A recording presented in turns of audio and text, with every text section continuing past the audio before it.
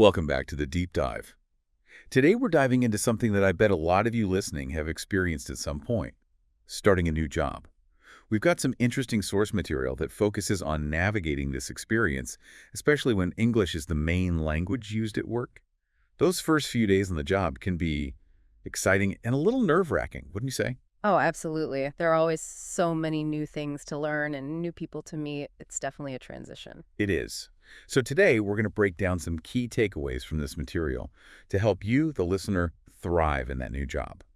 And what's interesting is that the source we're looking at today blends practical language tips with broader strategies for success. It's not just about what you say, but how you approach those early days. That really sets the stage for a positive experience. Right. It's about setting yourself up for success from day one. And speaking of day one, the source dives right into something called onboarding. Can you explain what onboarding is, especially for those who might not be familiar with the term? Onboarding is essentially the process of integrating a new employee into a company. It covers everything from the initial paperwork and orientation sessions to introductions to colleagues and understanding the company culture. The source even uses a specific phrase. The HR team guided me through the onboarding process on my first day.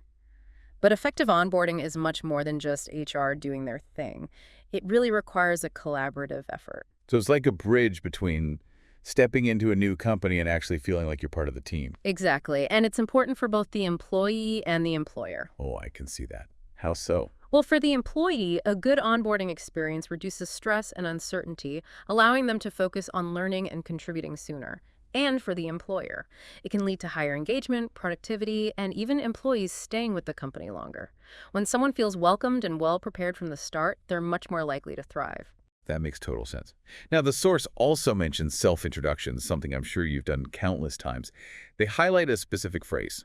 Hi, I'm Name, I've joined as a role, and I'm excited to be part of the team. How important do you think that first impression is? That first impression is crucial. It really sets the tone for how others perceive you. Now, this phrase is a good starting point. It conveys the basic information, your name, your role, your enthusiasm. But it could benefit from a little personalization. Interesting. What could someone do to make that intro even more memorable and impactful? Try adding a quick sentence about a skill or experience you bring to the team, or maybe even a personal interest that connects to the company's work. It shows that you've thought beyond the basics and you're genuinely invested. It's about going beyond just stating the facts and showing a bit of your personality, right? Right. It helps people connect with you on a more personal level. So we've covered those first-day jitters and introductions. Now, the source moves into some must-know vocabulary for the workplace. Specifically, they highlight teamwork, deadlines, and feedback. It's like a starter pack for effective communication at work. Exactly. They even provide some helpful examples. For teamwork, they use the sentence, "Effective teamwork is essential for completing projects on time." I like how it connects collaboration directly with deadlines. It emphasizes how working together effectively helps everyone meet those shared goals. It might be a different way of working than what someone is used to. So it's not just about individual performance, but understanding how everyone contributes to the team's success. What about the term deadlines? I feel like that word can sometimes have a negative connotation. It can, but in many English-speaking workplaces, deadlines are really about demonstrating reliability and accountability. It's about managing your tasks effectively to contribute to the overall project success. So it's less about strict rules and more about showing you can manage your workload and contribute to the team's goals. Okay, what about that last term, feedback? Sometimes that can feel a bit intimidating, especially in a new job. It can, but the source provides a great example. My manager gave me positive feedback on my presentation skills. This highlights that feedback, whether positive or constructive, is essential for growth. It's a chance to learn, refine your skills, and really understand expectations, right? Exactly. And it can be especially valuable in a new work environment where you're still adapting and figuring things out. I can see that. But how should someone approach asking for feedback, especially if they're coming from a work culture where it's not common to directly ask for it? That's a great question, and it highlights how cultural differences can come into play in the workplace. In some cultures, directly asking for feedback might be seen as questioning your manager's judgment or competence. But in many English-speaking workplaces, proactively seeking feedback is often seen as a sign that you're eager to learn and improve. It's like saying, I'm invested in doing my best work, and I'm open to learning from others. Exactly. And most managers appreciate that. They want to see their team members grow and succeed. So it's not just about the words themselves, but also understanding the cultural context around those words. Absolutely. These seemingly simple terms can have different meanings and implications depending on the workplace culture. This is so insightful. So far, we've covered onboarding, introductions, and some key vocabulary for the workplace. And I feel like we've laid a really great foundation. We've definitely covered a lot of ground, but there's so much more to explore. I know. There's so much more to unpack, but we'll have to save that for the next part of our deep dive. All right, so let's jump back into our deep dive. We left off talking about those essential workplace terms.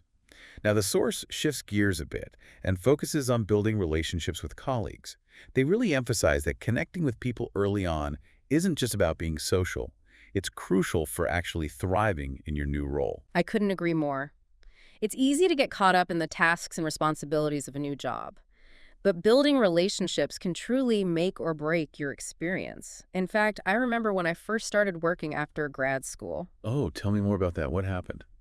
Well, you see, I was so focused on proving myself and making sure I didn't mess anything up that I barely interacted with my colleagues beyond work-related stuff, I thought if I just kept my head down and focused on the task, everything would be fine. But it sounds like maybe it wasn't. It wasn't, no. I actually ended up feeling pretty isolated and overwhelmed. It wasn't until I started making an effort to connect with my colleagues on a more personal level that things started to change. We started having lunch together, sharing stories, supporting each other. It sounds like that really made a difference. It completely transformed my experience. Wow, that's a powerful example of how even small interactions can make a huge impact. What are some things someone can do to build those relationships early on, especially if they're new to the workplace or maybe even new to the country? The source suggests things like asking questions, joining team lunches, even using a simple conversation starter like, "What's your favorite part about working here?" It's about showing genuine curiosity and being open to those connections. It's about going beyond the transactional day-to-day stuff and finding those human connections, right? Exactly. It's those small moments that build rapport and make you feel like you're part of something bigger than just your individual tasks. And that ties back to something you said earlier about onboarding, not just being about paperwork, but about becoming part of the company culture. And these informal interactions play a huge role in that. Absolutely. Building relationships is an ongoing process, but those early efforts can really set the tone for a positive and supportive work experience. So we've got onboarding, we've got those key vocabulary terms, and now the importance of building those early connections. Feels like we've laid a great foundation. Now let's dive into some specific tips for actually thriving in that new job. Sounds good. The source gives us 4 key areas to focus on. Setting clear expectations with your manager, being proactive, communicating clearly, and welcoming feedback. What do you think is the most important, especially in those first few weeks? Well, while all of those are interconnected, I'd say setting clear expectations with your manager right from the start is paramount. That initial conversation, getting on the same page from day one. It's like establishing a roadmap for success. Exactly. Understanding what your responsibilities are, what your manager prioritizes, and how your work fits into the bigger picture. That open communication is invaluable. The source also really stresses the importance of being proactive. They say things like, if you finish your tasks early, ask if there's anything else you can help with. This shows initiative. And that's such an important point. Being proactive shows that you're eager to learn and contribute and own your success, not just waiting for instructions. And any manager would prefer to work with someone who's taking initiative rather than someone who needs constant direction. Oh, absolutely. It shows that you're invested in making a real difference, not just punching the clock. Now, when it comes to communicating clearly, that can be tricky, especially in a new environment where English might not be your first language. The source gives this example for asking for clarification. Could you please explain this part again? I want to make sure I understand it correctly. What makes that phrasing so effective? It's about prioritizing understanding over the fear of seeming like you don't know something. And it's phrased in a way that shows you're confident and taking ownership of your learning. It's like that saying, the only stupid question is the one you don't ask. Exactly. But sometimes it can feel scary to speak up, especially in a new setting. It can. What would you say to someone who's hesitant to ask for clarification? Think about the potential consequences of not asking. A small misunderstanding now could turn into a much bigger problem later on. It's so much better to get clarification up front. That's such a good point. And that leads us to that final tip, which is about welcoming feedback, even when it's constructive criticism. Oh, yeah, that can be tough to hear, especially if you're new to getting direct feedback in English. It can be. Yeah. What are some tips for navigating that? Well, the source recommends responding with something like, "Thank you for the feedback, I'll work on that." It shows that you're taking it seriously and you're committed to improving, right? Exactly. And remember, everyone, even native English speakers, struggles with feedback sometimes. It's about developing that resilience and using the feedback to grow. It's about having a growth mindset, seeing those moments as opportunities rather than setbacks. Yeah, I like that, a growth mindset. So we've got these 4 really powerful tips. Set expectations, be proactive, communicate clearly, and welcome feedback. It's like a recipe for not just surviving, but actually thriving in a new job. It's a great framework. And to really bring these ideas to life, the source includes a sample conversation between a new employee and their manager. It's short, but it's packed with useful phrases and really gives you a sense of how these interactions can play out. What are your key takeaways from this role play? Oh, a few things stood out to me. First of all, the manager sets a really welcoming tone right from the start. They asked, "How's your first day going so far?" It's a simple question, but it instantly shows that they care about the employee's experience. It creates that sense of openness and support right away, which can make a big difference. Right. And then we see the employee actually taking initiative by asking a question about how to track their progress on a project. They could have just stayed quiet and tried to figure it out on their own. But instead, they spoke up and sought clarification. Exactly. Which shows that they're actively engaged and want to understand how things work. And the manager responds in a really positive way. They even offer to schedule a training session the next day, showing a real willingness to invest in the employee's success. I also noticed that they end the conversation by clearly agreeing on the next steps. That's so important.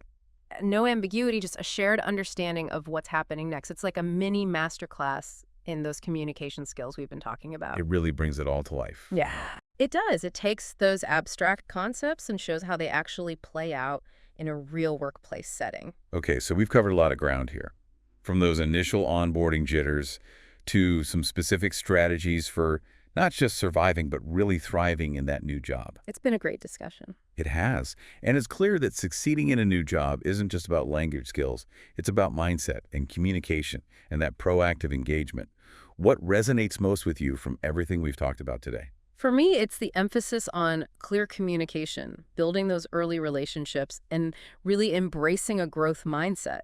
Those are things that can benefit you in any situation, not just a new job. And for those of you listening, I'd challenge you to think about how you can apply these principles beyond the workplace. How can clear communication and a proactive attitude help you thrive in any new environment or challenge you take on? It really can apply to anything new, right? A new class or volunteer group, or even just moving to a new city. Exactly. It's about having that open mindset and willingness to connect with people, no matter the situation. It's like those principles become part of how you approach any new experience, making it easier to adapt and thrive. I love that. So as we wrap up this deep dive into thriving in a new job, what's one key piece of advice you'd leave our listeners with? Don't be afraid to ask questions. It shows you're engaged and eager to learn. And it can prevent those little misunderstandings from becoming bigger issues down the road. Exactly.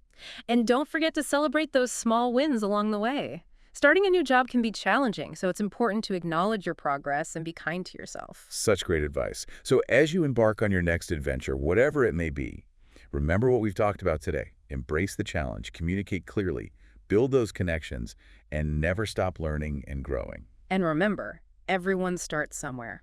Be patient with yourself and trust the journey. What a perfect way to end this episode. Thanks for joining us on The Deep Dive. We'll see you next time.